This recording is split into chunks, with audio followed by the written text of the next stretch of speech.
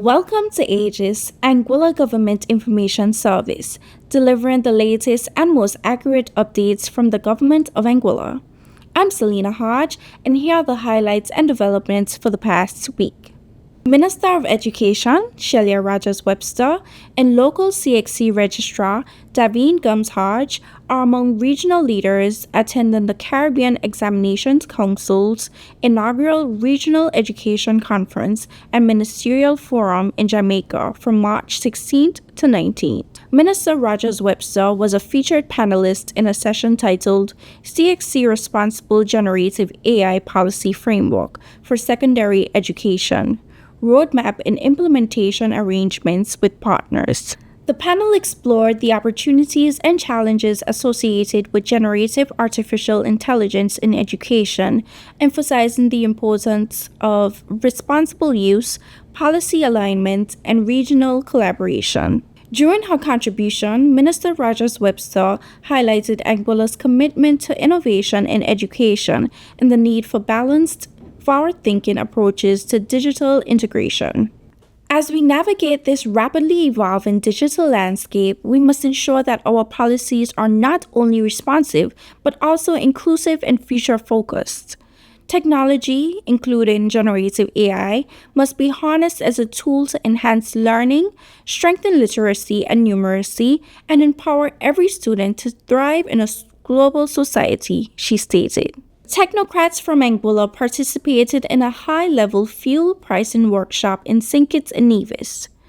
Representatives from the Ministry of Trade and Economic Development, the Consumer Affairs Unit, and the Procurement Department have joined delegates from across the Eastern Caribbean Central Bank member territories. The workshop, led by the International Monetary Fund, focuses on understanding fuel pricing mechanisms and exploring reforms to improve transparency and sustainability. These discussions come at a critical time as global uncertainties continue to impact fuel costs and supply chains, with direct implications for small island economies. Locally, the Government of Anguilla has already begun consultations with technical experts, private sector partners, and the Anguilla Electricity Company, and will be providing some contingent updates within the week. Excitement is building as Anguilla prepares for one of its most anticipated cultural events. The Anguilla Festivals Department Commission has officially launched Summer Festival 52. Working alongside the Summer Festival Committee and the Anguilla Tourist Board, efforts are underway to promote the festival both regionally and internationally. Chairman Fitzroy Briggy Tomlinson is leading preparations to deliver a vibrant lineup of events celebrating Anguilla's culture, music, and heritage. Adding a new dimension this year is the introduction of the Festival Passport. For a cost of $50, patrons can attend multiple events and accumulate entries by scanning their passport or wristband. At the end of the festival, one lucky participant will win a grand prize of $10,000. The Government of Anguilla has committed 1.8 million EC dollars to support the festival, reflecting its continued investment in the island's premier cultural celebration. This summer, all roads lead to Anguilla. In this week's episode of Just the Facts, host Mr. Evans McNeil Rogers had the pleasure of speaking with tourism experts on how our tourism product is being marketed and how policies are being shaped to make our products efficient and sustainable. Our stats for 2025 were also reviewed and provide direction on the future of tourism for Anguilla. With the team, Chantel Lenoy, the CMO, and the rest of the team at the Tourist Board, the board, we have some real good plans. We have some real good programs for the Anguilla Tourist Board. Right now, the most important part for us is execution. Because anyone can come up with a plan or program, but the people is what is needed to execute the programs. So we would have created a 3-year business and marketing plan specific for the Anguilla Tourist Board.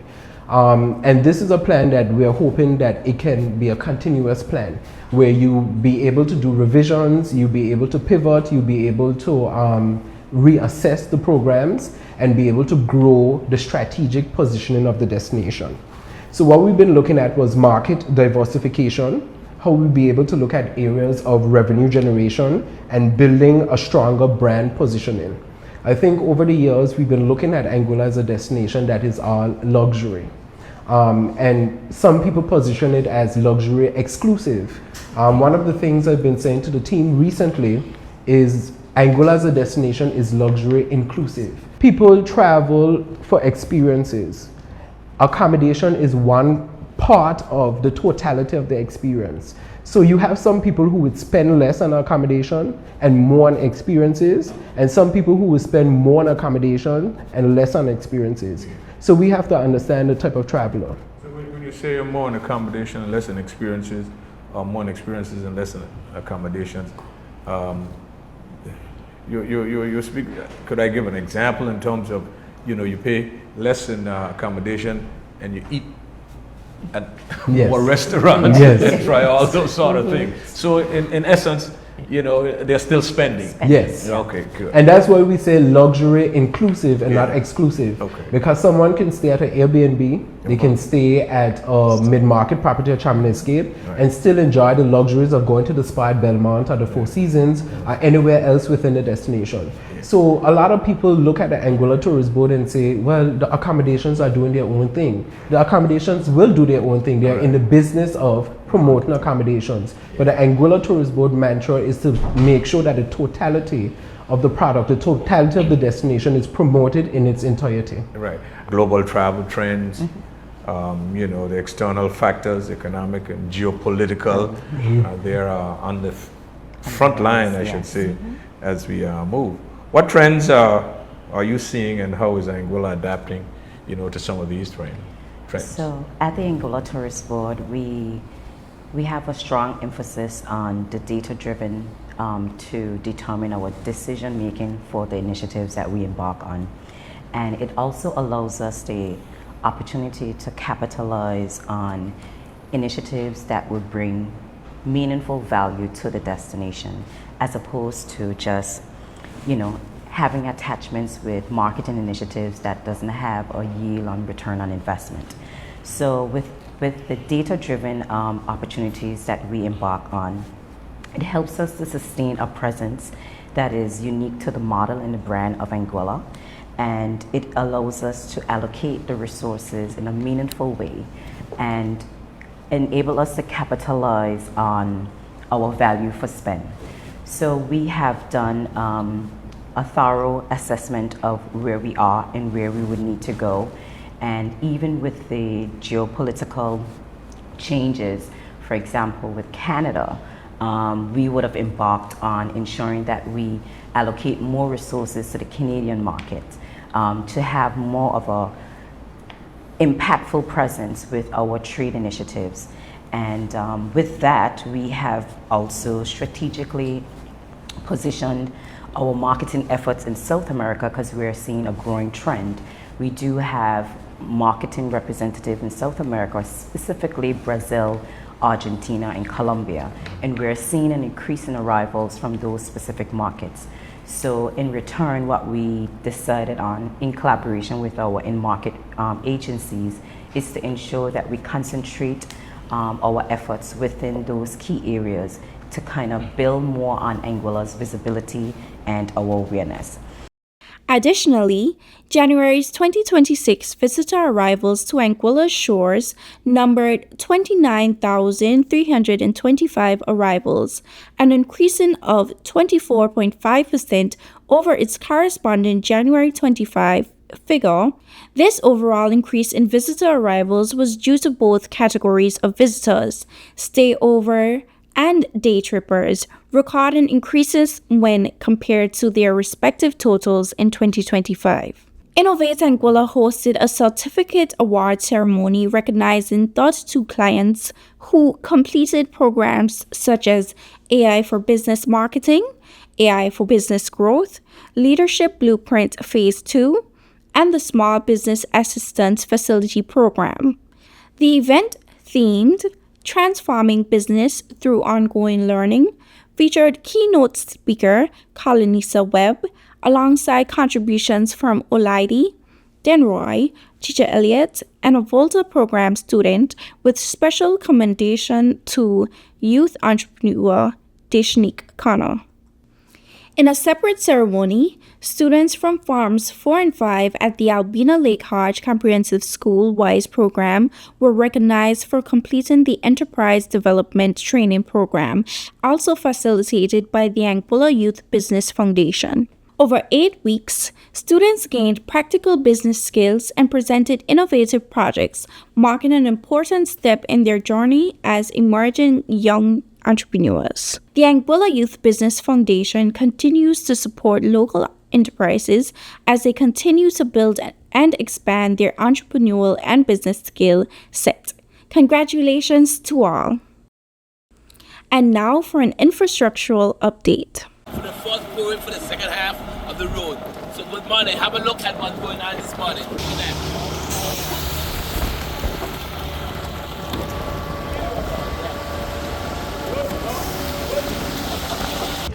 So progress on the road is commencing very well. We are on track to have it completed by the end of April 2026. So definitely looking forward to seeing the completed project. But the team is working hard, and as the Paulsec said, we're definitely looking good. Yeah, good morning to the people of Anguilla. You are right now tuned into Sandy Hill road construction. Right now we are on the second pour for the Sandy Hill Road, heading towards the main road. We are pouring 100 yards this morning, and then we will go on like that for the rest of the month. 100 yards will take us down to the main road, and after that we will have to erect fence and clean up, and then so by the 15th of April we're supposed to be out of here. Finally, we have a concrete road that will not be washed into the sea. And so I'm very happy, and I want to thank Brother B and his team for the hard work that they have done in order to get this done. At Welch's Polyclinic, an installation team from GE was on island and visited the facility to conduct the inspection and verification of the area required for the installation of the mammography and ultrasound equipment that were on island. Equipment arrived on island this week, and services will soon be offered at the Eastern Polyclinic, illustrating a positive step in health development in Anguilla. Okay, so I am Seamus Khanna. I'm the roads engineer at the Department of Infrastructure. We recently completed a walkthrough with the utilities, comprising Anglec, Flow, Digicel, Water, and Dites. The purpose of the walkthrough is to confirm locations of utilities, confirm pole relocations and drainage locations for the Raphael T. Lake and the Albert Lake road projects. We are hoping to finalize designs in these two areas so we can have a procurement in May or June. So the Valley Roads project, this project is part of phase 3. Phase 1 was the Calvin Washington Lake Road. Phase 2 was the Airport Road and the Carteret Boulevard. So this phase 3 consists of the Albert Lake Drive and the Raphael T. Lake Road. The project predominantly consists of 2 lanes, sidewalk on one side. We have a joint utility trench and solar lights. The drainage is in the form of soakaways and catch pits. In the end result, we would have a beautified streetscape. We're looking to make our infrastructure resilient, which is the reason why we're putting all of the utilities on the ground. Who will win this year's International Letter Writing Competition? The Anguilla Post Office, in collaboration with the Universal Postal Union, invites students between the ages of 9 and 15 to participate in the International Letter Writing Competition for Young People 2026. Participants are to write a letter to a friend about why human connection matters in a digital world. Compositions must be in the form of a letter and contain the elements of a letter. Entries must adhere strictly to the theme and not exceed 800 words in the English language. The use of AI is not allowed. The competition is open to students aged from 9 to 15 years inclusive. Participants may not turn 16 before 5th May 2026. Deadline is 24th April 2026. Submit letters to post.office@gov.ai. The ALHCS Interhouse Day took place this past Thursday, and it was definitely one for the books.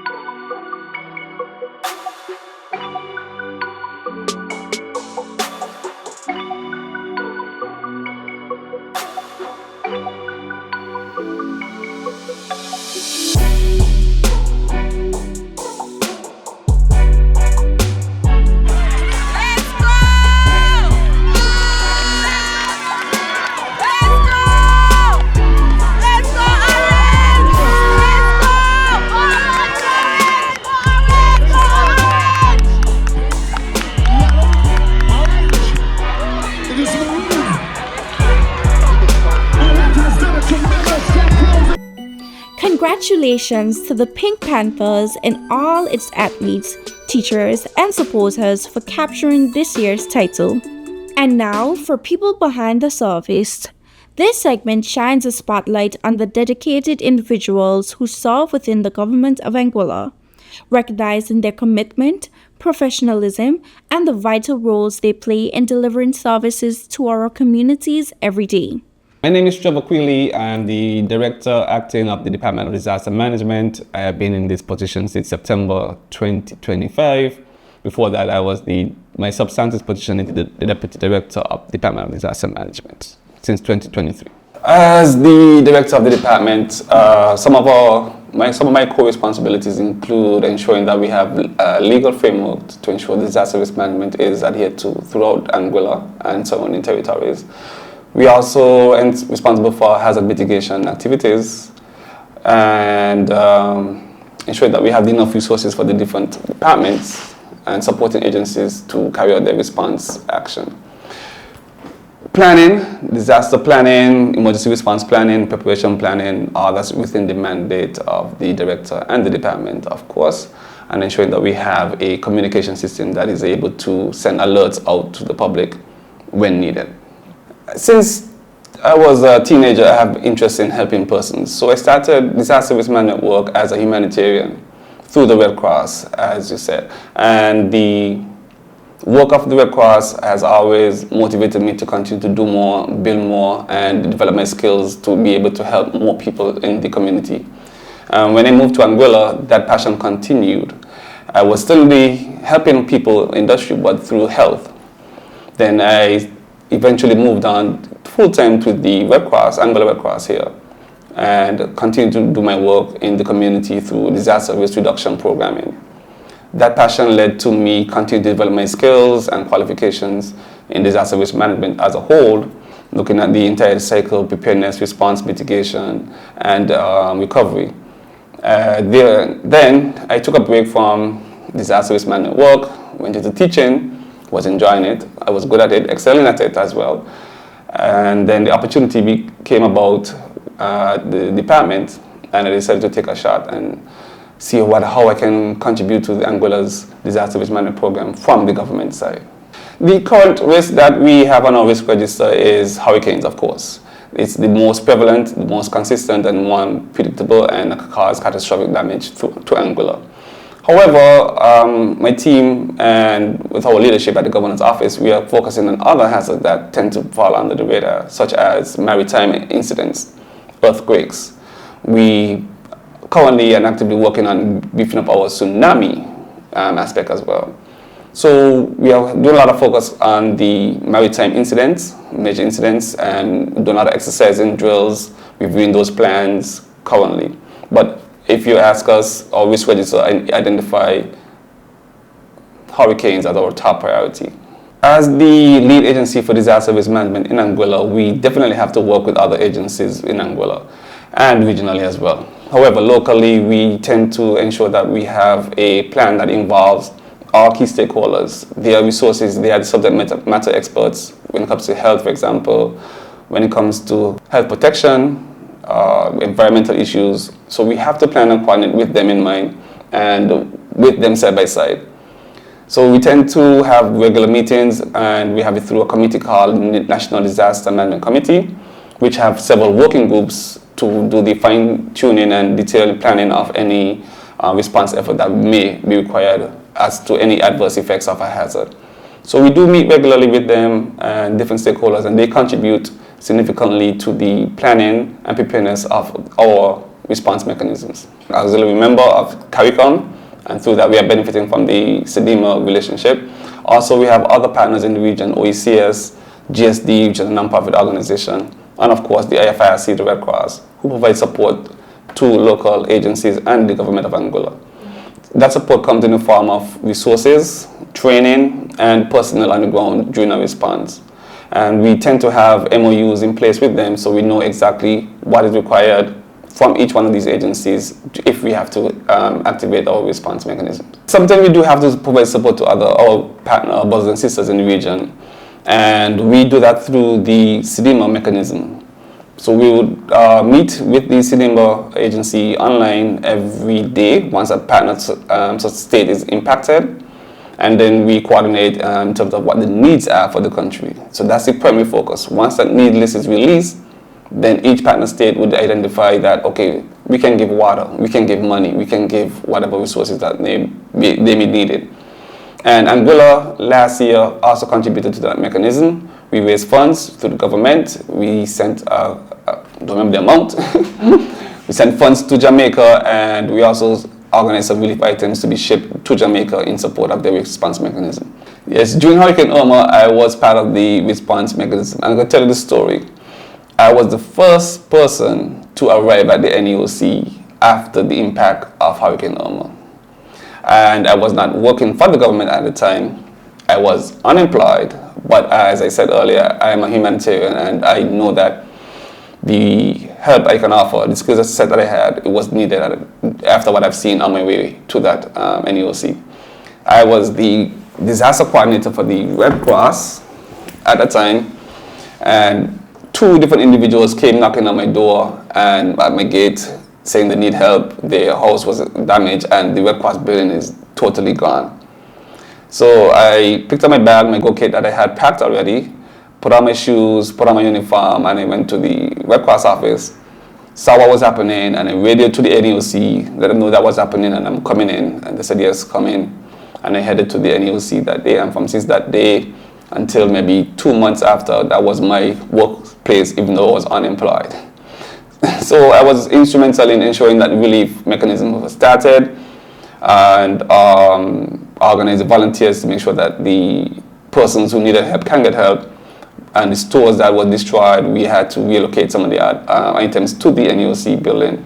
And that's how I was involved during Hurricane Irma. One of the biggest lessons I learned, there's no perfect plan. We had everything set up in place at the Red Cross at the time, and thinking that we would have been able to come to the office and coordinate and work with the government and distribute items, as planned. But that didn't go as we intended, and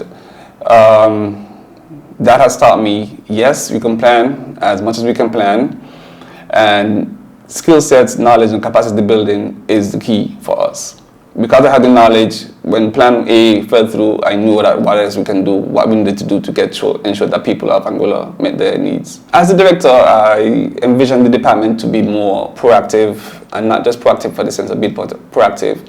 I want to see more evidence-based decision-making for the powers that be. I want to see that people are involved in the process. I want to see more community spirit and harmony, unity when it comes to disaster risk management. I want to see Angola practicing a culture of safety. not just response to hurricanes, but consider everything that affects us here. Drought, heavy rains, landslides. Be informed and involved in the process of ensuring that people of community, your community, where we live, is resilient.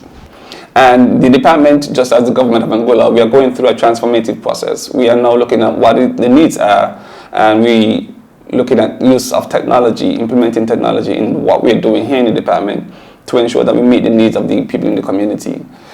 We had a paper-based way of doing things, and now we have to be meeting the needs of the people. And if we are they're on social media, we have to be on social media as well. We have to be one step ahead of the enemy, which is the hazard that we face. And one of the ways we try to ensure that we are transformative is that we have developed a country work program that would guide our work and our efforts for the next 5 years. That is our guiding stone. We are now deliberate at what we are doing to help the people of Anguilla. And it's set out in that document, the country work program, that we are spearheading, but involves all the different stakeholders from government and private sector to ensure that Anguilla meets the maintenance needs.